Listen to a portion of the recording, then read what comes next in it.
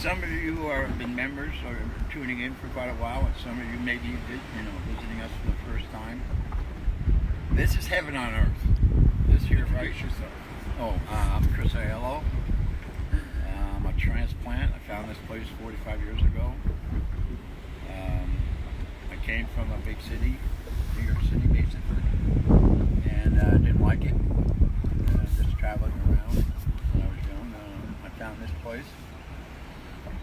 It is. What did you do here for 40 years? Well, I don't know if I can say this. I actually came here to grow pot. Well, anyway, but then I made some friends here and became a commercial fisherman, and I couldn't believe that in 3 days, in one little, my very first trip, I made, I think in 3 days, I made like $500 in 3 days. And I'd been working construction back in the East Coast. And take home was like 170, for 6 days a week, 10 hours a day. So here I went out in 3 days and made $500. And Were you hooked? Huh? Were you hooked? Yeah. Buses out. I mean, look at this stuff. Give it a little Yeah, panorama. That's why I tried to warn Tom. The place will get you there. Well, and he was right, apparently. Here I am 10 years later. I'm Tom Calvanese. I work for Oregon State University. I manage the Port Orford Field Station here. And I've known Chris really, I guess, since I first moved here. Since day one. And yes, he did warn me to be careful, or else this place will kind of draw you in and captivate you, and you'll never leave. And I guess I can't say that I'll never leave, but I can say that I have stuck around longer than I anticipated. And in part of reason is really this place. It's just a gorgeous place. Tara's showing you photos of it. Background here. This is one of the Redfish Rocks. There are, actually 6 of them. We tend to say 5 because that little one over there is kind of a wash rock. It doesn't get much love. But these big, just majestic pinnacles that are just rising out of the ocean like castles.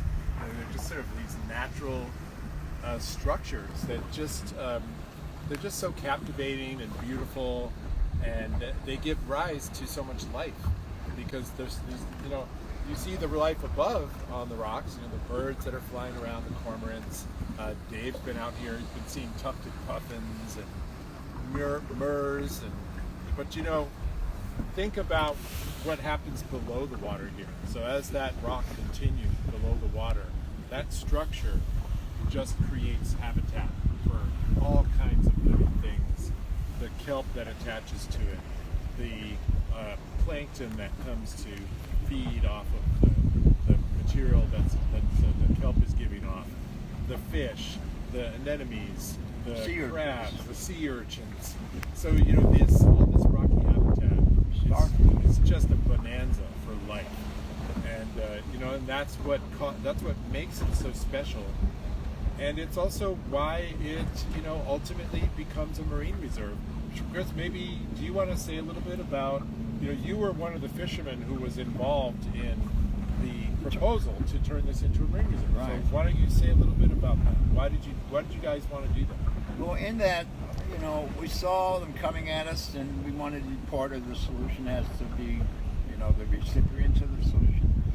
And that, it went on for at least 7 years, if not 10, because by the time we actually established this, it was good 10 years into the battle about marine So reserve. now we've got these high-value fish, including the black and blue rockfish, but also these other, actually super colorful, beautiful fish, China rockfish, copper rockfish, quillback rockfish, and those 3 actually are sort of like the top 3 in that live fish group.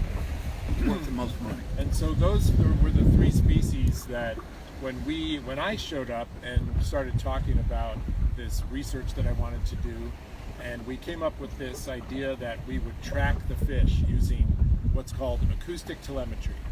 So acoustic telemetry just means sending information using sound.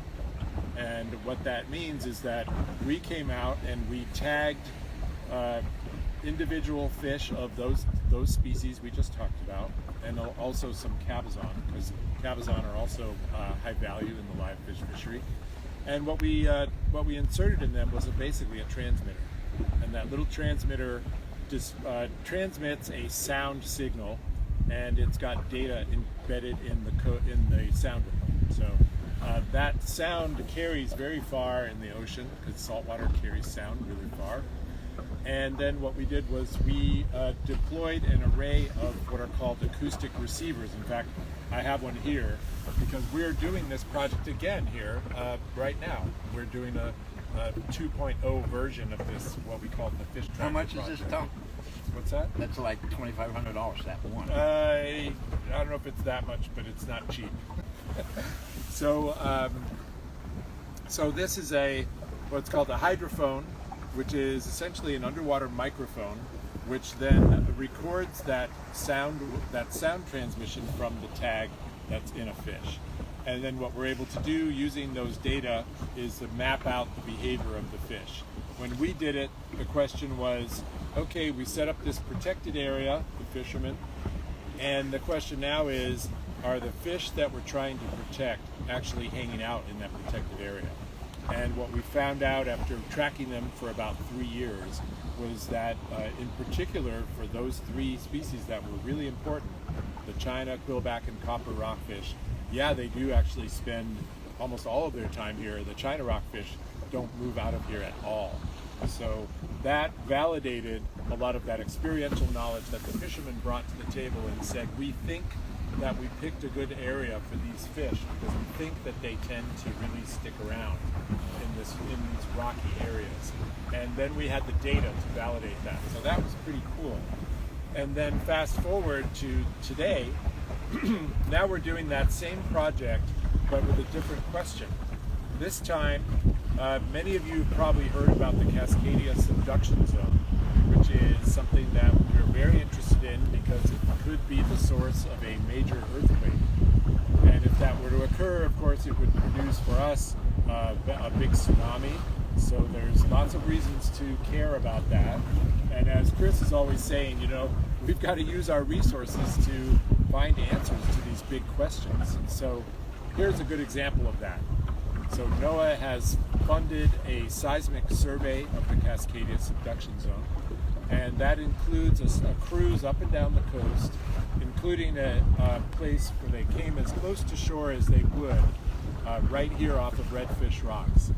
And then a group of scientists at OSU, including myself, and led by Dr. Sarah Henkel and Scott Capel and Taylor Chappell, we've come together as a team to essentially repeat that project that we did back then. And so we've redeployed these acoustic receivers on moorings in an array around the marine reserve, so there's pretty much full coverage, and wherever a tagged fish or crab in this case travels within range of one of these receivers, that signal will get recorded. This time we tagged 10 black rockfish, 10 China rockfish, 10 lingcod, and 10 Dungeness crab. And we've just been out here to download the data from these. What we do is we haul them up to the surface and then use Bluetooth to transmit the data from the receiver to a computer. And we now, a grad student who's working on the project with Sarah Henkel is starting to analyze those data. So stay tuned. We'll have some super interesting things to tell you guys about the behavioral responses that we saw. And we don't know the answer. It's another example of one of those questions we don't have an answer to yet. When we doing part of the seismic survey involves using these air guns to produce very loud noise that is then used to do the seismology of the subduction zone.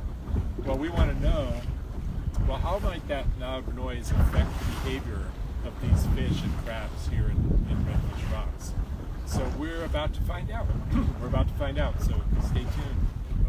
I like to wonder, what would I do if I were a fish and I heard this loud noise? Would I hunker down in the rocks, or would I try to run away or swim away, or I don't know.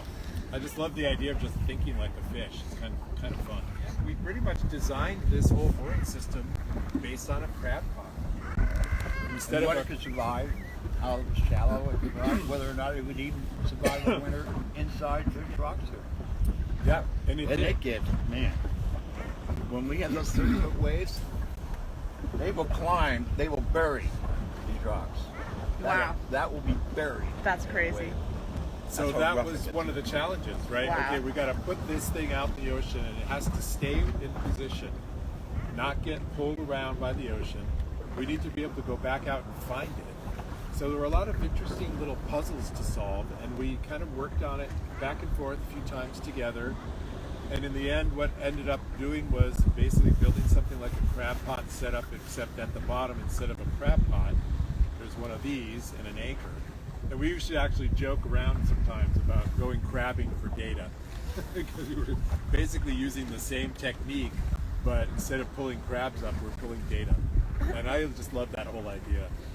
I think we should also acknowledge our captain on this boat, Oh, hey. because Dave Lacey, What's up, Dave?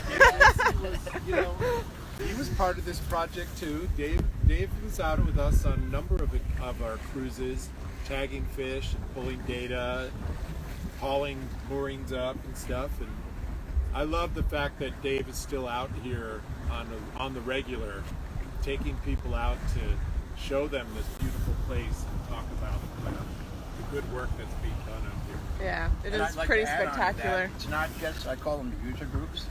It's not just me, you know, as a commercial fisherman or a sporty might want to be concerned about, or the local Indian tribes that depended on the ocean and the beaches for their, you know, sustenance. Dave, I don't know much about your prehistory before you came here, but you know, given whatever that was, as a citizen and a member of this community, saw an interest in the way that maybe you could contribute, and you joined up, and because you're a younger generation, you carry on. I'm done. You know, I can barely talk anymore. You're not done. Well, anyway, but Yeah. it just any of you watching here can involve yourself, whether it be one of your local issues or join us here and support us. Whether it be through you know, calling your congressman or senator, or you know, whatever you can do to concentrate on getting us, you know, concentrate on this plan A. Like that, plan A. Plan A. No plan B. All right, guys. I think that kind of can conclude, I think, our live stream.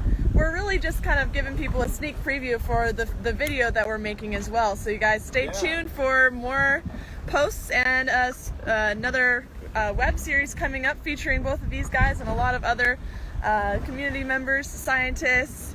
We see a lot more of Dave as well. Saltwater waterfall. Ooh, saltwater waterfall, gorgeous. Just as a kind of a closing, I'm Sure. a joker. Jeff Bezos may be able to afford Plan B, but you and I, we're stuck with Plan A. All right, I like it. Great way to close out. Chris. It's been a Thank you, pleasure. Tom. Right. Sorry if I was a pain in your ass through our relationship. Never.